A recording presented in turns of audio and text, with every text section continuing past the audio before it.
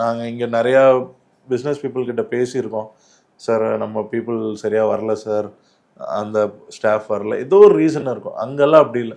ஒரு ஆர்டர் நீங்கள் பண்ணீங்கன்னா, நீங்கள் 30% டெபாசிட் கொடுக்குறீங்கன்னா 70% அவங்களே இன்வெஸ்ட் பண்ணி அந்த ஆர்டரை கம்ப்ளீட் பண்ணிவிட்டு டெஸ்பேச்சுக்கு முன்னாடி தான் உங்கள்கிட்ட பேலன்ஸ் காசை வாங்கிட்டு பொருளை கொடுப்பாங்க. இதே நீங்கள் ரொம்ப வருஷம் பிஸ்னஸ் பண்ணுறீங்கன்னா அவங்க வந்து கிரெடிட்டே தராங்க.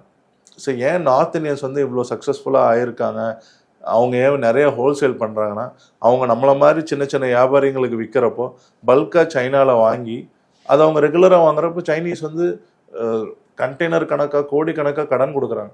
30 நாள், 60 நாள், 90 நாள். ஸோ அதை யூஸ் பண்ணி வந்து வளர்த்துக்கிறாங்க. நான் சைனா ஃபஸ்ட்டு போகிறப்போ வந்து பார்த்திங்கன்னா ஒரு 5 பீஸ் 50 பீஸ் நான் வாங்கியிருப்பேன் என்னோடய ப்ராடக்ட்ஸை.